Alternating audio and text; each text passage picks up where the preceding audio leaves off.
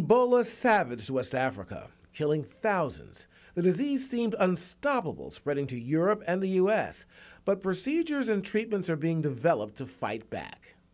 The flight MH370 had lost contact with Subang Air Traffic Control at 2:40 a.m.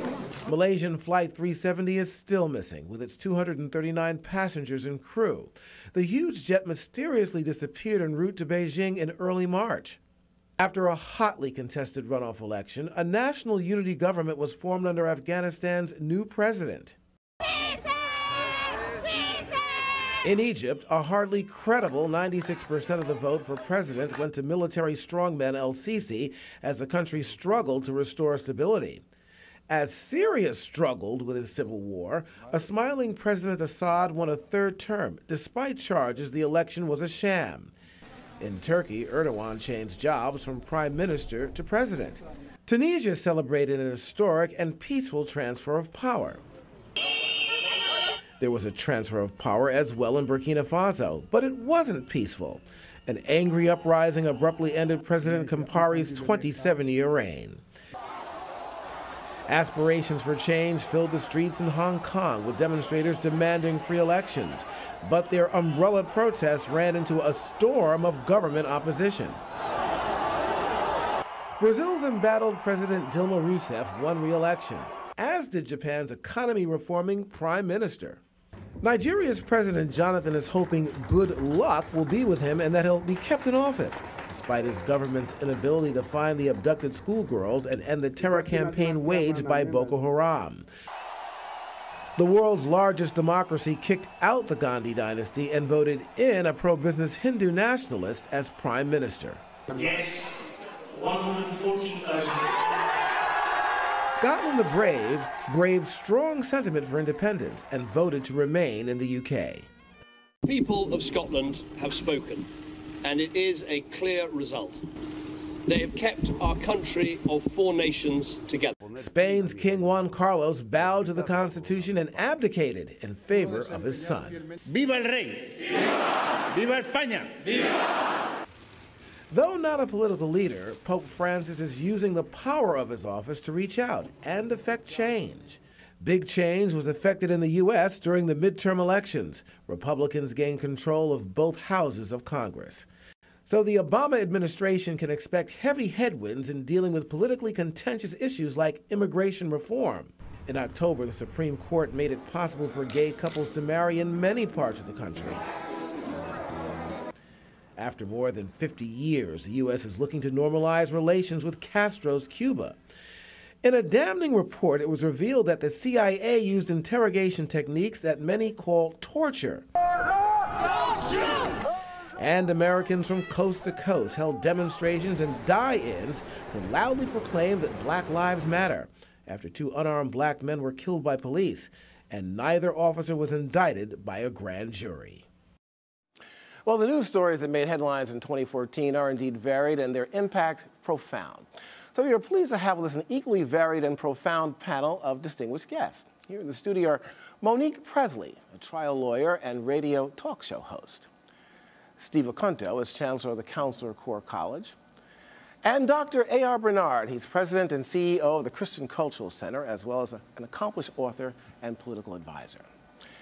Joining us from New Orleans is an old friend, Arise News senior political analyst James Carville. I like that smile, James. Yes, sir. And in Washington, D.C. is another good friend, Ambassador William Courtney, former special assistant to the president for Russia, Ukraine, as well as Eurasia. Welcome to all of you.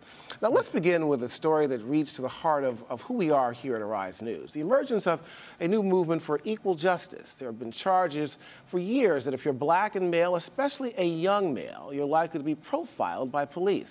And you're likely to be treated differently by police. But with the shooting of 18-year-old Michael Brown and the chokehold strangulation of Eric Garner, both at the hands of police officers, this issue has taken on a dimension that goes far beyond the deaths of these two men. Dr. Bernard, I want to start with you on this particular subject matter here. You know, the media, and I can say that safely, they have called these protests anti-police. But in your opinion, aren't they really pro-justice?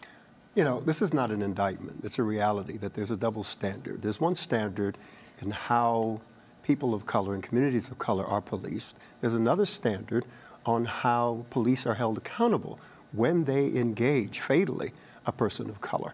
And we've got to address that double standard. I am not anti-police. We need the police. That's who we call whenever there's a situation at hand. But I think that we need to really rethink police protocol and how police handle themselves in situations like this. Monique, I want to bring you in on this. You know, we've seen, of course, in the civil rights movement of the 60s as well as the 70s, splinter groups that have come. SNCC had a kind of contentious relationship with Dr. Martin Luther King and the Southern Coalition Leadership Conference. We're seeing this here again with splinter groups in this particular case, out in front National Action Network here. With that and people looking for change, what kind of meaningful change do you think will come out of these deaths as a result now of the protests that are right in front here?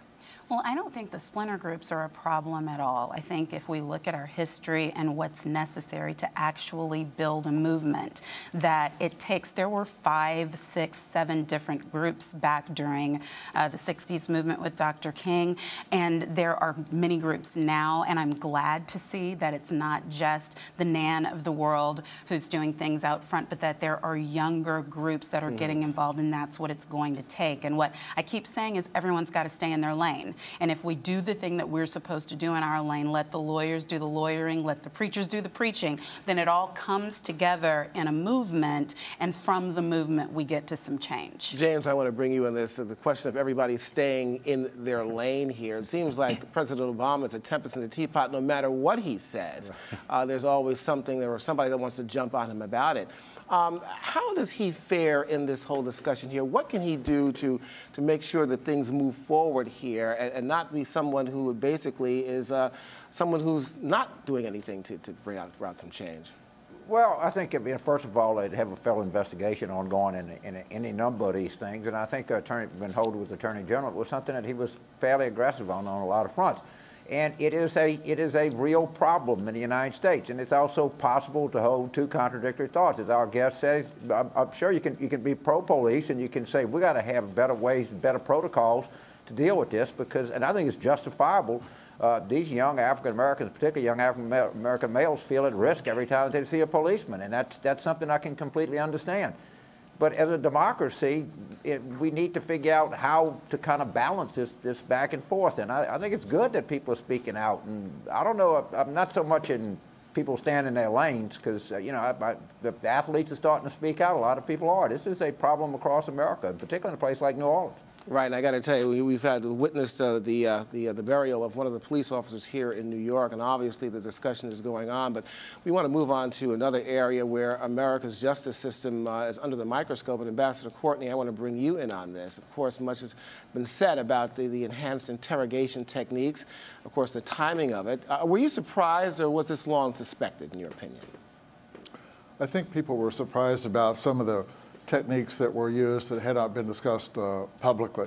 There were only a couple of those, but they were pretty revolting, actually. In the test of time over the next decade or two, I think people will look back on the release of this report as the right thing for America. We do best as a country in examining things that we've done that have been mistakes. We did that with the 9/11 Commission. We've done it with other things.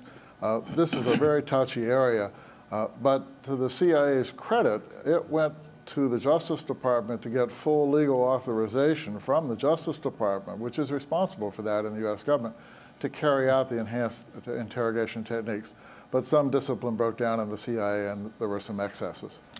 Steve, I want to go to you now. We have witnessed a lot in terms of world events. And of course, in the first hour of this special, we had Dr. Gates on. I think it was a pretty intensive interview that we had with him. What struck you most about that interview with him? Well, I think anyone who's studied this case understands his underlining of the historical importance of Ukraine to Vladimir Putin is essential to understanding the entire operation and understanding Putin's mind. Kiev, Russia without Kiev is like Italy without Rome, and he gets that. He left out, however, a discussion of what I think is an emerging problem, and that is that Vladimir Putin is reaching out to North Korea, to India, and Turkey to create let's call it an informal axis beyond his own buffer zone, which, by the way, Secretary Gates correctly identified. There is the formation of a buffer zone, but it's not working. Crimea is being pressured by EU sanctions very, very stringently. Belarus is being crushed by the ruble's failure, and the 3 Baltic states are arming themselves. So basically, in a sense, his popularity still is at an all-time high in Russia, but that might not be the case if the economy still continues to tank. Yes, you've heard me say when the caviar runs out, he's got a problem. Dr. Bernard, you know, you've often talked about us living in a cause and effect universe. I've heard this from you on several occasions. Looking at world events from your mind's eye, with the things that are going on in Russia, NATO also being involved, oil prices down right now, where do you see world events as it relates to justice, where we are in this world, where we're going? What do you get out of all this? You know, justice is becoming very individualized and not standardized. So justice for who? Like justice for Eric Garner, justice for the police. Who are we talking about justice for? When you talk about Ukraine, when you talk about Vladimir Putin, it was in March of this year that he announced to the Russian leadership that his objective is to indeed create a federation of Russian states. He wants to see the resurrection of the old Soviet Union. Different form, all right, but specifically, ethnically Russian. The question. Okay, hold on. I know both of you wanted to pop in. Steve, go ahead. I'm just going to say that to the question of justice and the emerging sense of that in the world, to me, the figure that emerged in 2014 was that of Pope Francis. And his message, even his intervention in the Cuban situation, and his message throughout the world of pace e bene, peace and good. Monique, I know you want to chime in. I want to jump on to another situation, but go ahead. I just wanted to say we need to be global citizens now more than ever. There was a time, especially in the United States, where we could have a very, quote-unquote, Americanized view of things. And what we've learned through Ebola, what we've learned through all of the things that are going on through the world is that we can't afford to raise our children, and we can't afford to be adult citizens in the United States and not have a concern for everything that's going on in the world and the way that it affects us directly. And we can see that across the board in the past year. And I'm glad you said that, Ambassador. I want to touch on something with you. But first, James, I want to go to you. Talking about the United States of America being the policeman of the world, being the moral authority of the world. Where are we now with that? With 2016 elections coming up right around the corner, do Americans really care about that? Should we be concerned about it? And how will that factor into the 2016 elections? Well, one of the things that struck me, what I think was a historic interview with Secretary Gates, we never get a U.S. official of that magnitude on for his exhaustive interview. And one of the things that I was struck by is how cautious he was about American intervention, about American being sort of police. And he talked about Libya, and he talked about we should have been so fast in Egypt. Now, you can agree or disagree with him, but there's a man with enormous experience that seems to be very skeptical of American intervention around the world. I thought that was a telling part of what I thought was actually a historic interview. The appetite among U.S. voters, the U.S. citizens for foreign interventions, I got to tell you, is mighty tepid right now. And I think this all relates back to, which is one of the all-time great debacles in our history. That was the Iraq War. But politically, I can tell you there's not a lot of appetite for that kind of thing. I would probably agree with you on that, James. I agree with you on actually on a lot of things. Not everything, of course. But Ambassador, I know, to say the least. Ambassador, we can't leave this discussion without talking about the Ebola crisis that has affected, obviously, the world. All eyes have been on the West African nations. I guess the question I want to ask you, it's been so close to destabilizing governments in West Africa. Where do we go from this in terms of getting the trust that we need in those countries? And where do you see this disease going? Do you think it's something that can be contained politically, economically? Where are we with this? Well, a lot of research is taking place now for a vaccine for Ebola, but that's likely to take many years. We can learn some important lessons from what has just happened, and that is that by and large, this has been a successful effort. You know, Liberia, cases are down. In Sierra Leone, some are coming up. In Nigeria, the Nigerian government acted very effectively and kept it from spreading to Nigeria. You know, in the U.S., under the George W. Bush presidency, a multi-billion-dollar program was started to provide antiretroviral drugs for HIV/AIDS. A number of African and Asian countries participated in that program. That helped the United States develop the capacity to provide very long-distance assistance on a large scale. So it was easier for the U.S. to respond to the Ebola crisis. But I think now people are going to take a look at both the HIV/AIDS program and the Ebola crisis and take a look at how international structures can be built. The World Health Organization is much too weak, needs to be prepared to handle large-scale contingencies. Okay, we have so much to talk about here. We've missed on a couple of issues here, but we're going to come back with our distinguished panel of guests here. We're going to take a break for a moment. There's a lot more ground to cover, and this is a special rewind edition of Review. We'll be right back. Stay with us.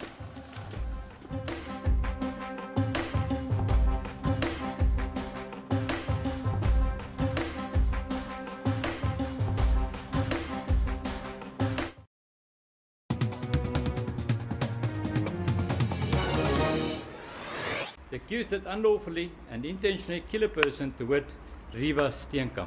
How do you plead? Not guilty, my lady. The year's highest profile trial took place in South Africa.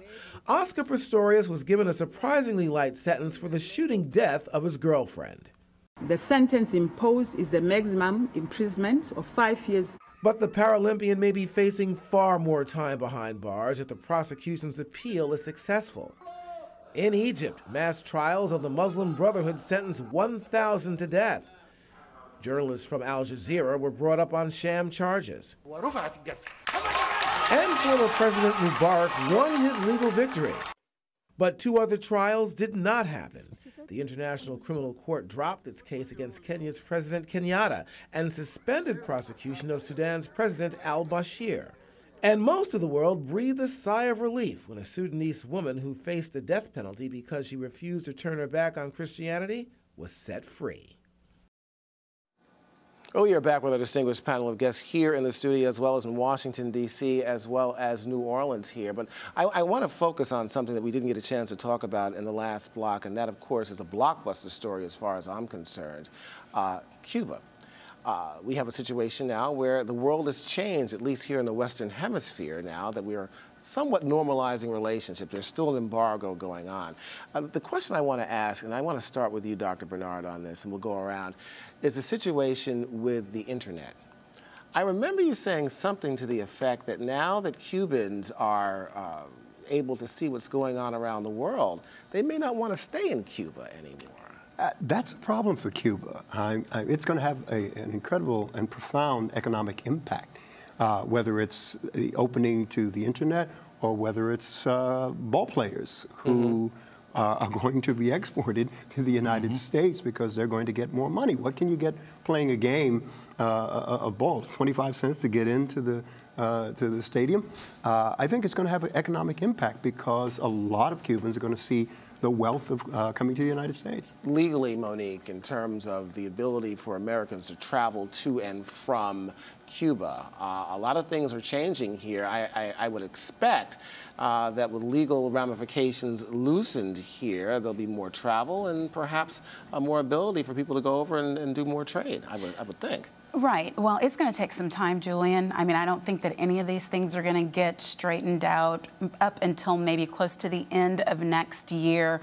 We have a lot to work out, but I agree with Dr. Bernard that Cuba is going to take a hit from seeing the value from their citizens, seeing what they haven't been able to see for so long. But I also think that legally and economically, they'll see a surge. They'll see people, once we are able to travel there, their economy will grow and boom, because they have a beautiful, beautiful land that people are going to want to go and visit, and they'll reap the benefit of those things. Steve, you're chomping at the bit that I want to get to James and the ambassador. Go ahead. I may age myself, but I was there for the Cuban Missile Crisis. There are a lot Don't say too much. No, but I have to say that I believe that while it was a masterpiece on Obama's behalf, and again, I mentioned Pope Francis in the equation, the fact is that he may have underestimated the Cuban community's response to this. I've heard so many people hearkening back to that period where they're skeptical about doing anything that would favor Castro. James, I want you to chime in on this as well here. This is something that President Obama's legacy will probably be held on to a certain degree. Do you think perhaps this may be something that will basically make him a more popular president than he is right now? Well, no, I think in short term, people approve of this decision as they should, and I kind of agree that maybe people will want to make Cuba a better country, and people go there. Hopefully, that's the response to this when they get on the internet and they see that, as opposed to wanting to come here and say, hey, why don't we be like that? And hopefully, that'll be it. I think the big upcoming story, the mega story, is going to be Iran. If we make a deal with Iran, that's going to be an earthquake in the United States, in U.S. politics and U.S. economy and everything else. So that's the story to keep your eye on. The Cuba story is enormous, but I think the Iran story, if it happens, I have no idea if it will, but if it does, it's going to even dwarf the Cuba story. And we're going to talk more about that in predictions. It's a moment of silence for me. The price of my cigars, of course, from Cuba now have gone down. Get a gallon of gas with it. All right, okay, Jeff. Let me add. A few stories like that plight of the Sudanese woman Miriam Ibrahim capture and hold the world's attention, especially when there are reports every day about dozens of people killed in all sorts of horrific attacks. Ambassador, why did Miriam's fate resonate so much, in your opinion? I'm sorry, I couldn't hear the question. Yeah, Miriam Ibrahim, of course, you know that story well. I'm just wondering why you feel that, perhaps if you do, that her fate resonated so much around the world. Well, I think human rights and political liberties have become, over the past several decades, a lot more important to people around the world. With Deng Xiaoping in China, Mikhail Gorbachev in former Soviet Union, we've had some general relaxation, but people are now expecting more. There's been a democratic wave in the last couple of decades. So, for example, on Cuba, President Obama did the right thing. The isolation policy for a half century did not work, but President Obama failed to negotiate a release of political prisoners in Cuba. Cuba needed help from the United States because Russia and Venezuela are now in economic crisis and less able to help. So at every aspect of U.S. policy we look at, human rights and democracy are going to be more important. Besides Russia and Ukraine, Secretary Gates spoke about the Israeli-Palestinian situation, of course, Syria's civil war, as well as Iran's nuclear negotiations, terrorism from ISIL to Boko Haram, as well as cyber terrorism with a hack attack at Sony, as so many of you, of course, know. So in addition to those, any other important stories in 2014 that any of you want to bring up? I'll start with you, Monique. Ladies first. Well, I think that the cyber terrorism story is a huge one. Just like Cuba, I think we saw right back to back near the close of this year two stories that we're going to continue to discuss and have to deal with through the next year. What I was interested in from the cyber terror story, Julian, because so much has been going on with race relations in this country right now, is that another country was acutely aware of our Achilles heel and was able to use the threat of disclosing racial, racist emails to shut down, literally shut down a company. So when I looked at it, I saw one, obviously where the legal issues are concerned, we need to do something in order to make sure that we're safe, that our computer systems are safe, but also that it's obvious this isn't an in-house matter, that in terms of what's going on with Black Lives Matter and the movement, that other countries are looking at us, and if we don't get it right, we're exposed on many fronts. Sure, Steve. Julian, first, I really agree with Monique. But, it's in World War I, when the Archduke was shot, only a few people knew that the war had started effectively. Here, we're in World War III, and we're only starting to understand the nature of cyber warfare. Another thing that wasn't mentioned was Greece and the incredible political system right now that's being shaken up by the value of their currency. Being shaken. Being shaken. It has been shaken. But I mean, it's really being shaken. And the elections augur, I think, very badly for the European Union and Italy and Spain as well in sequence because of what will happen as a fallout. Dr. I have to agree with, putting greater weight on the cyber attack. But I'm concerned about when I see things like Boko Haram, when I see things like ISIL, because it's difficult to gauge these kind of encounters because it's an ideology It's not driven by love for some oppressed people. It's driven by hatred for Western ideas. How do you monitor things like that? And it's so ethnically based, which is the future of the global village. Ethnic identification is going to be premier in progress, in construction, in deconstruction of societies. So I'm concerned about that. Right, and of course, in these emerging countries like that, we're talking about ethnic societies emerging, obviously. James, I've got to ask you about that. You know, where does the world stand in 2015? You know, you talked about Iran. Are there any other things that you think that might be standing out that we should be looking for politically, economically, in the coming year? Well, politically, I mean, most people think the economy is going to be quite good in the United States. Of course, we've got to see if these oil prices stay low or they move or what the effect is. I still come back to what I said earlier. I think that if the Iran thing happens, it'll have a dramatic effect on the 2016 presidential race. And I'm not a foreign policy expert, but I think but what I'm told, it'll reshape the sort of geopolitical strategic map of the world. It'll be that dramatic. And it seems to me that it's more likely today than it was before as a result of these oil prices. But I don't know. But that is my mega prediction for this year. That's going to be one whale of an issue. Ambassador Courtney, Steve brings up something that's quite alarming as far as I'm concerned. He's talking about we are in World War III. You are a man of the world. I've got to ask you to respond to that. Well, actually, if one looks in the grand sweep of history, you know, we had World War I, World War II in the 20th century. You know, there's no risk of any war like that today. In fact, most of the world is at peace. President Obama announced a couple of years ago a pivot to Asia. But, you know, Asia is one of the more peaceful areas of the world, despite some Chinese intimidation, military intimidation of neighbors. So I think really the big issues, a lot of the big issues are really economic issues. You know, take a look at Africa. African gross domestic product, the size of the economy in Africa in this century has increased by 75%. Sub-Saharan Africa, the gross domestic product has doubled.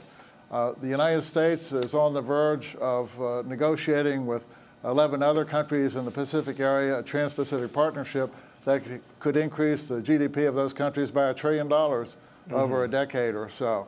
China's growth, while it's slowing down, is still tremendous. So there are a lot of really upsides, if you will, in the economic area. Okay, now it's almost time to say goodbye. I don't want to go to that whole Mickey Mouse rhyme. To all our good friends, the bottom line is we got predictions. We don't have much time. Ambassador, any predictions for 2015, sir? We're seeing increased nationalism in China, Russia, and now with the election of Prime Minister Modi in India. The world's going to have to deal with nationalism. It's not necessarily contrary to democracy, because India, for example, is a democracy, but the world is going to have to work through how to deal with nationalism and how to keep nationalism in perspective. It was terribly destructive in Europe in the last century. Now the world has to deal with this in a more peaceful way. Okay, James. Mitt Romney gets in the race for the Republican nomination of President late. That was quick. Dr. Bernard. Well, I'm concerned about the future of American society becoming rapidly more multicultural. The projections show that by 2035, 49% of American society in terms of age 18 and younger will be white, 51% will be black. This is happening so quickly, more so on the coast and in big cities. So it's going to change economics and it's going to change politics, and the GOP better recognize that. Interesting. Steve? Iran, no deal, because it doesn't make sense for them.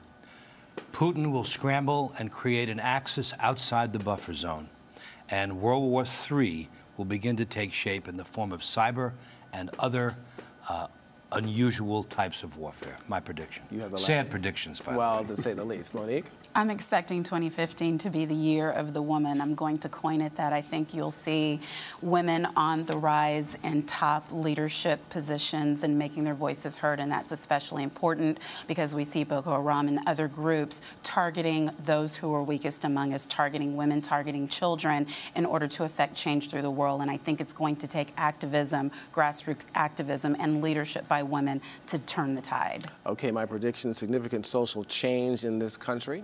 And also perhaps gas at maybe $2 a gallon or below here, hopefully. That's my prediction. I just want to take this opportunity to thank all of you for being a part of this special here. Each of you bring just really great insights, unique insights to world politics, culture, things that happen around here, and I think our audience around the world is better off for it. So for Dr. Bernard, Steve Acunto, Monique Pressley, of course my good buddy James Carville down there. I want some crawfish, James, and of course Ambassador Courtney, thank you all for joining us here for this special edition of Arise Review. Thank you. Okay. And with that, we're going to be looking back at the biggest stories in business, sports, and entertainment, but first there's one more news story we'd like to mention. The Nobel Peace Prize for 2014 is to be awarded to Kailash Satyarthi and Malala Yousafzai. I'm feeling honored that I'm being chosen as a Nobel laureate, and I have been honored with this precious award.